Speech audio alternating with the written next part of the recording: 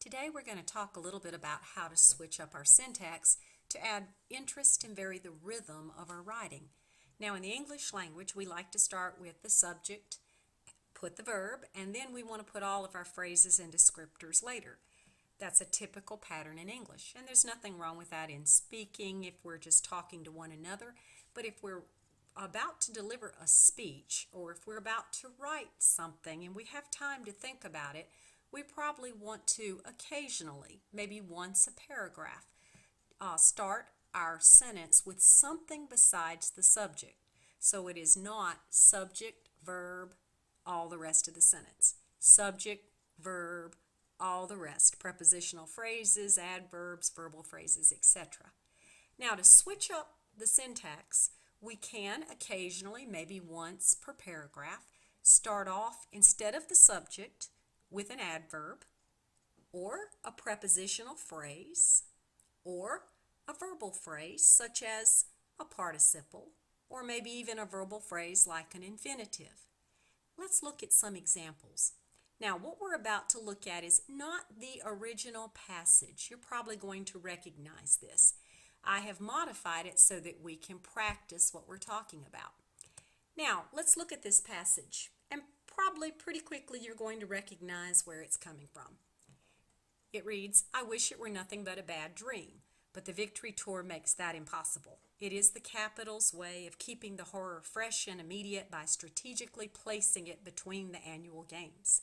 I will stand up and speak in front of huge cheering crowds who secretly hate me for murdering their children." Now, you've probably recognized this from the Hunger Games, yes. And I want us to look at this. This is not her original. This is modified so that we can practice revision. Look at the first sentence. One of these sentences is not the way she originally wrote it. Let's see if you can figure out which one. On the first one, she starts with I, subject, wish, verb. Typical pattern. Here we have Victory Tour, subject, makes, verb. Typical pattern. It, subject, is, verb. Notice the typical pattern here. Go down to the next sentence. I, subject, will stand, our verb or verb phrase. Now, the actual sentence, one of these has actually been changed. She did not have subject, verb, subject, verb, subject, verb, subject, verb as we're looking at here. This was her original. I wish it were nothing but a bad dream, but the Victory Tour makes that impossible. Strategically placed between the annual games, it is the Capitol's way of keeping the horror fresh and immediate. I will stand up and speak in front of huge cheering crowds who secretly hate me for murdering their children. All right, you probably noticed. Here's our subject verb right there. And notice that this time we're looking at a long verbal phrase, a participial phrase that includes an adverb and it includes a prepositional phrase before we ever get to our subject and verb. And it just adds a little element of surprise. It breaks the rhythm of being so pedantic as we speak. Here, let's look at one more example and then we'll all practice. Here's another one. This is not the original. It has been modified. Some of you might have read this book perhaps last year. If you haven't, it is an awesome book. Eddie sat down for the last time in an old aluminum folding chair with 19 minutes left on earth. His short arms folded like a seal's flappers across his chest. His legs were red from the sun. His left knee still showed scars. Much of Eddie's body suggested a survival encounter, truthfully. All right, here we go. Eddie sat, subject, verb. Second sentence, arms folded, subject, verb. Again, legs were, subject, verb.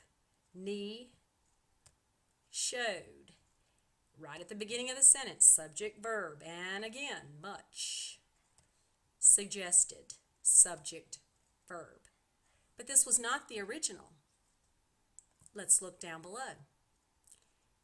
With 19 minutes left on earth, Eddie sat down for the last time in an old aluminum folding chair. His short arms folded like a seal's flappers across his chest. His legs were red from the sun. His left knee still showed scars. In truth, much of Eddie's body suggested a survival encounter. Now you notice what just changing two of these sentences added to the rhythm of the reading. This one started instead of subject-verb. We now have a long prepositional phrase and then subject-verb. This one down below, another prepositional phrase, in truth, instead of subject-verb. Just that little bit of a break adds interest to the reading. Now, let's practice it ourselves.